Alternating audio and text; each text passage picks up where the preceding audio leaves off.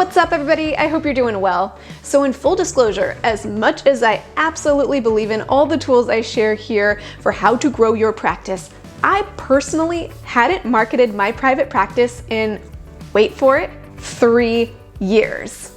I think it's just like 1 month shy of 3 years since I last actively marketed my private practice. In fact, I've spent most of that 3 years trying to shrink my practice.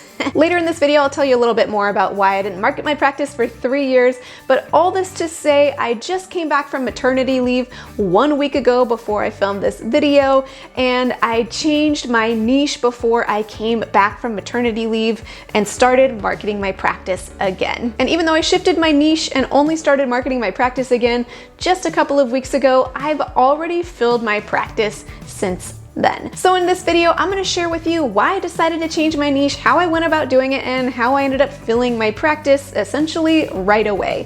Just in case you might be interested in changing your niche and you're a little nervous that, I don't know, it's going to mess up your marketing strategy, which I won't lie.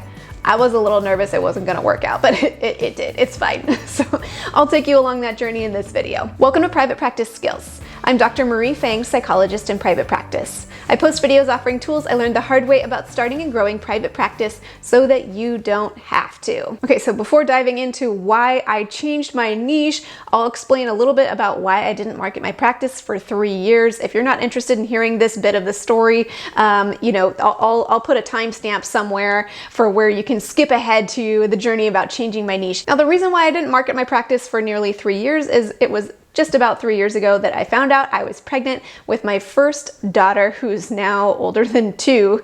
And at that point, I realized I wanted to start slowing down my practice so that hopefully I'd have fewer clients on my caseload by the time I would take maternity leave. And then I had that daughter, went on maternity leave, came back from maternity leave, and I had a significantly more part-time practice than I had before. I think before I was pregnant, I was seeing maybe 18 clients a week. And when I first came back on, I was seeing 8 to 12 clients a week. And then time passed and I realized as a mom, I actually wanted to cap things at 8 clients a week. So I scaled back even more. And then the pandemic hit, and then I got pregnant again. And then I wanted to go on maternity leave again. And at the time of this recording, it's been less than 1 week since I've been officially back from maternity leave. I saw clients last week. It was awesome. So all of that timeline spanned about 3 years. And in those 3 years, I think I had 3 total intakes because I really was trying to shrink my practice and I basically almost never had openings available. And I wanted to make sure there was space for my existing clients to keep coming.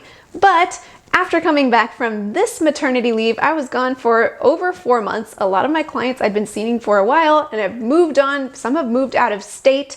And so my practice significantly shrank coming back from maternity leave this round. So fast forward then to just a few weeks ago when I was preparing to come back from maternity leave. I had already reached out to all of my existing clients, so whoever wanted to book with me right away had already booked, and I saw on my first week back that I only had 2 clients scheduled when I'd like to see about 8 clients a week.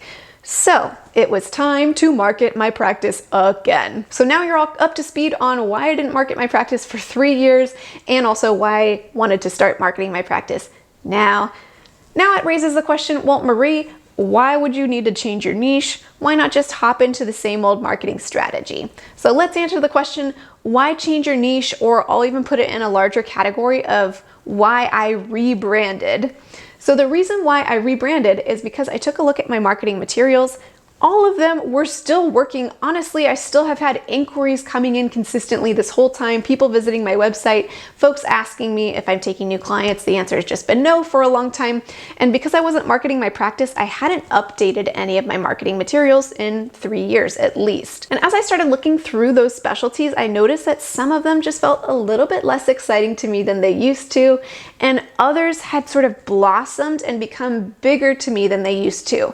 So I had kind of a section of my website advertising that I worked with LGBT folks who identify as Christian, from an affirming stance. Sometimes I get comments below about that. We're not going to get into that right now. But I also marketed my services towards anxiety and also kind of this broad category of like faith counseling. And I realized that I was actually really interested in emphasizing folks who identify as LGBT and Christian, but also the kind of gamut of folks who are often ostracized or misunderstood by the church, often marginalized by the church, I would say.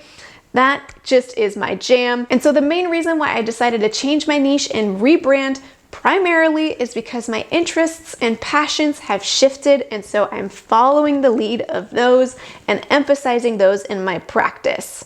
And the second reason, which is also really important to me, is I noticed that there aren't very many therapists, at least in my area, who are explicitly advertising this niche. So if you're somebody looking for this type of service, it might be a little bit tricky to find a therapist who specializes in this if you're just doing like a Google search. So now let's explore the question of how I went about changing my niche and rebranding.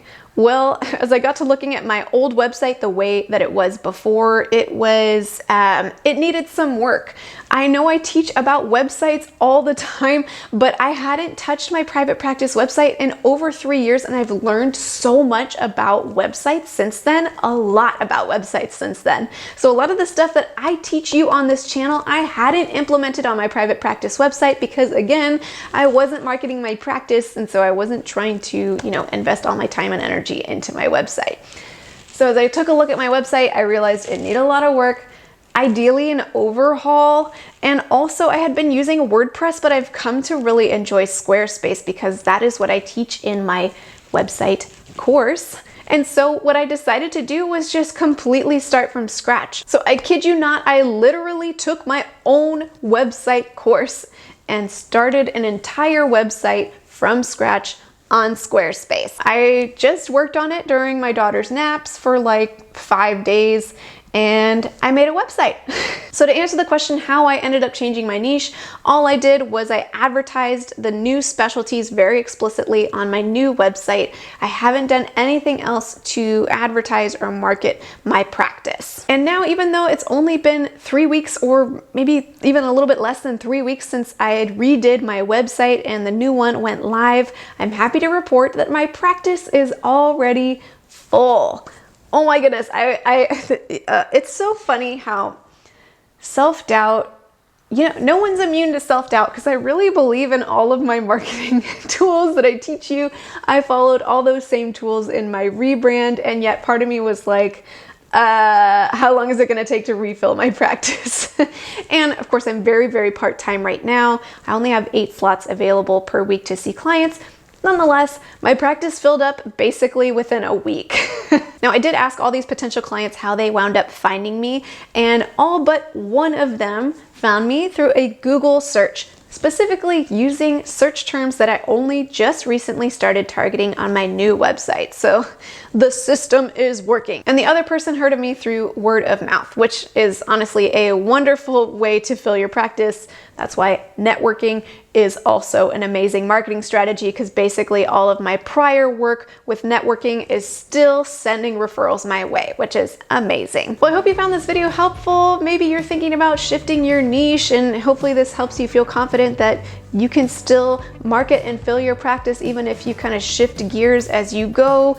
And also, I wanted to kind of be transparent. I'm like, hey, I teach you how to start and grow your private practice. Here's how I'm growing my private practice right now and what's working for me. So yeah, I thought I would share. And before we close, I'd like to thank TherapyNotes.com for sponsoring this video. TherapyNotes helps with scheduling, notes, and billing, and they have a HIPAA-secure telehealth platform so you can kind of take care of all of your practice management needs in one place. If you'd like to check out Therapy Notes, you can get 2 months for free with no commitment just by clicking the link in the description of this video. Well, I hope you enjoyed this video. I enjoyed sharing this success with you, and I'll keep you posted if it goes up or down in any direction. We'll let you know in a future video. Let me know in the comments what sorts of things have helped you when you've decided to change your niche, your focus. And until next time, from one therapist to another, I wish you well. And then also some tips. No, that's not it. Oh, the sun. Whew, a little bit less important to me now. Wow, I look like an alien.